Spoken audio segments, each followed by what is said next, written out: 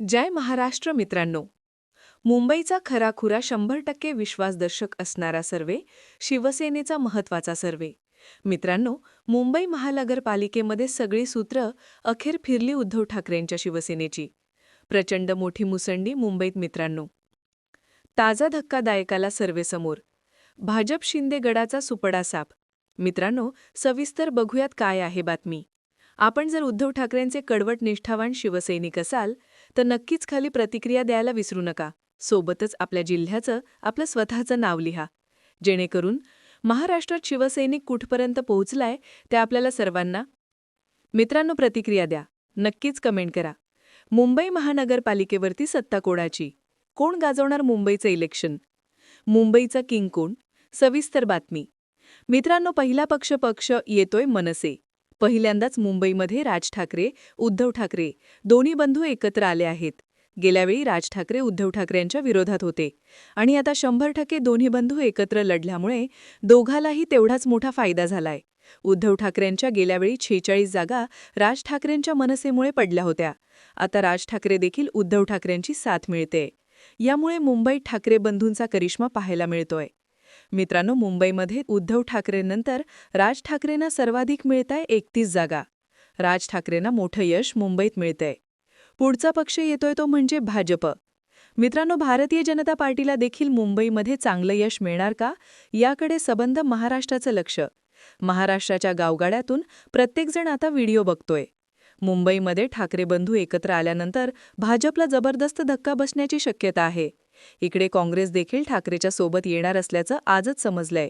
यामुळे 100% खरा ठरणारा हा सर्वे भाजपला आगामी राजकीय गणित अतिशय अवघड करणारा ठरतोय.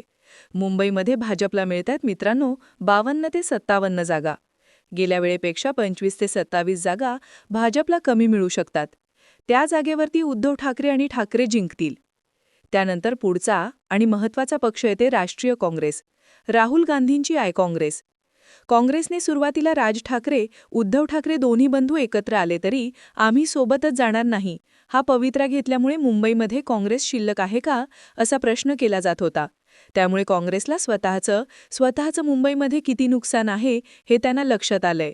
परंतु स्वतः काँग्रेस सोबतवरती लढत असताना मुंबईमध्ये काँग्रेसला किती जागा मिळतात हे आता आपणाला पाहायचंय. परंतु मित्रांनो, सध्या आज काँग्रेसने आपली भूमिका बदलली असली तरी हा सर्वे अगोदरचा आहे. त्यामुळे काँग्रेस सोबतवरती लढत असताना मुंबईमध्ये काँग्रेसला मोठं यश मिळेल का, हा सगळ्यांचा मोठा प्रश्न होता. तर मुंबई महानगरपालिकेमध्ये उद्धव ठाकरेंना राष्ट्रवादी काँग्रेस पार्टीला सोडून जर काँग्रेस एकत्र आली तर काँग्रेसला किती जागा मिळणार, हा सगळ्या यांना वाटणारा मनातला प्रश्न. यामध्ये राष्ट्रवादी काँग्रेसनंतर काँग्रेसला मुंबईत मिळतायत 10 ते 12 जागा फक्त.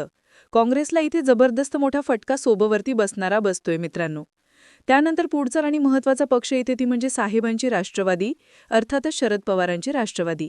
आता शरद पवार यांनी आपली भूमिका स्पष्ट करत उद्धव ठाकरेंची ताकद मुंबईमध्ये जबरदस्त आहे. त्यानंतर राज ठाकरेंची देखील ताकद आहे. तेव्हा दोन्ही ठाकरे बंधू एकत्र आल्यानंतर मी तर त्यांच्यासोबत जातोयच, मात्र काँग्रेसने देखील त्यांच्यासोबत यावं. जर भाजपला रोखायचं असेल तर तुम्हाला उद्धव ठाकरे राज ठाकरेंसोबत यावं, अशी भूमिका शरद पवारांनी मांडली. त्यावेळी शरद पवारांना इथे मोठा फायदा होतोय. पवारांच्या राष्ट्रवादीला 5 ते 9 जागा मुंबईमध्ये मिळतायत. ही भूमिका अतिशय रास्त लोकांना वाटते. त्यानंतर मित्रांनो, पुढचा पक्ष एकनाथ शिंदे यांची शिवसेना. भाजपला कमी जागा मिळाल्यानंतर अर्थातच एकनाथ शिंदेच्या शिवसेनेने त्यांना मदत केली का, हा मोठा प्रश्न मुंबईत पडेल. मग भाजपने देखील एकनाथ शिंदेच्या नगरसेवकांना मुंबईत मदत केली का, ही देखील महत्त्वाची बाब आता इथे अधोरेखित होते. त्यामुळे एकनाथ शिंदे यांना मुंबईमध्ये बहुतांश नगरसेवक सोडून जाण्याच्या तयारीमध्ये आहेत. ते लवकरच प्रवेश करतील अशी शक्यता वर्तवली जाते. सगळेच्या सगळे नगरसेवक गेले तर मात्र एकनाथ शिंदेंना मुंबई महानगरपालिकेच्या अगोदर बसणारा हा सर्वात मोठा धक्का म्हणावा लागेल. 30 ते 35 नगरसेवक साथ सोडण्याच्या तयारीमध्ये आहेत मित्रांनो. ही बाब महाराष्ट्रासाठी आणि एकनाथ शिंदेच्या शिवसेनेसाठी नक्कीच भूषणावह नाही. त्यामुळे एकनाथ शिंदेंच्या शिवसेनेला मुंबईमध्ये मिळतायत फक्त 12 ते 17 जागा. काँग्रेससारखंच पाणीपत सध्या शिंदेगडाचं मुंबईमध्ये होऊ शकतं, अशी ही बाब लक्षात येते. त्यानंतर पुढचा पक्ष राष्ट्रवादी काँग्रेस पार्टी, अजित पवारांची राष्ट्रवादी काँग्रेस पार्टी. अजित पवारांना देखील शिंदे आणि भाजपमुळे त्यांना देखील मुंबईमध्ये मोठा फटका बसतोय. हा फटका त्यांना आगामी काळात खूप महागात पडू शकतोय. त्यांच्या मुंबईतील जागा अजूनही कमी होत आहेत आणि हीच बाब त्यांच्या लक्षात आता हळूहळू यायला लागले असून उद्धव ठाकरे, राज ठाकरे दोन्ही बंधू एकत्र आल्यानंतर किती मोठा जबरदक्का महाराष्ट्रामध्ये बसू शकतो याचंही मूर्तिबंध अजित पवारांना मुंबईत मिळतायत. फक्त 3 ते 5 जागा अजित पवारांच्या राष्ट्रवादीला मुंबईमध्ये मोठं यश मिळत नाही. त्यानंतर मित्रांनो, पुढचा आणि शेवटचा महत्त्वाचा पक्ष उद्धव ठाकरे यांची शिवसेना, ज्याकडे महाराष्ट्राचं लक्ष लागलंय. सगळं हातातून गेलं असताना फक्त शिवसैनिकांच्या बळावरती आणि ठाकरे या नावाच्या बळावरती महाराष्ट्रात उद्धव ठाकरे या स्थानिक स्वराज्य संस्थांच्या निवडणुका धरू लागलेत. त्यामुळे मुंबई महानगरपालिकाही आपल्याजवळ कायम ठेवणे हे ठाकरेंसाठी सगळ्यात मोठे आव्हान होते. परंतु आता मात्र भारतीय जनता पार्टी आणि एकनाथ शिंदे यांच्या शिवसेनेमध्ये होत असलेली दररोजची भांडणं, इकडे दोन्ही ठाकरे बंधूंची झालेली युतीतलं मतदान आता एकगठ्ठा होणार. यामुळे ठाकरेंना होणारा फायदा हे सगळं लक्षात घेता आता मात्र उद्धव ठाकरेंना मुंबईमध्ये सगळ्यात मोठं यश याआधीच्या सगळ्या निवडणुकांपेक्षा यावेळी मात्र उद्धव ठाकरेंच्या शिवसेनेसाठी सगळ्यात मोठी यशाची भूमिका बजावते.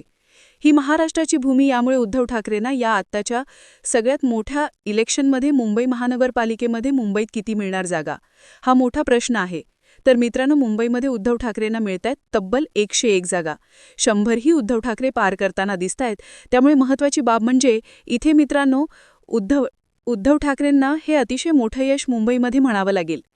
उद्धव ठाकरेंनी गेल्या 30 वर्षांमध्ये मुंबईची केलेली कामं असतील, मुंबईच्या शैक्षणिक समस्या, आरोग्याच्या समस्या, रस्त्यांचे कॉम्प्युटरीकरण, या सगळ्या घडामोडींचा कुठेतरी त्यावरती प्रश्न निर्माण होत होता आणि ती कामं केली. परंतु दुसरीकडे मात्र भाजप आणि शिवसेना, उद्धव ठाकरे गट यांच्यामध्ये हिंदी आणि मराठीवरून झालेला वाद, मराठी माणसांनी एकगट्टा केलेली मतं, ही उद्धव ठाकरेंसाठी नक्कीच आनंदाची बाब ठरू शकते. त्यामुळे मुंबईत उद्धव ठाकरेंच्या शिवसेनेला 101 जागांवरती आपला विजय संपादित करणं सोपं होतंय. मित्रांनो, ही लाट ठाकरे बंधूंची म्हणावी लागेल. महाराष्ट्रामध्ये ठाकरे बंधू एकत्र आल्यानंतर काय काय होऊ शकतं याचं मूर्तिबंध उदाहरण सगळ्यांसमोरच आज आपण बघितलं. त्यामुळे राज्याच्या राजकारणामध्ये उद्धव ठाकरेंची शिवसेना यांना कमी लेखणं, त्यांना बाजूला सारणं हे भाजपला खूप महागात पडू लागलंय.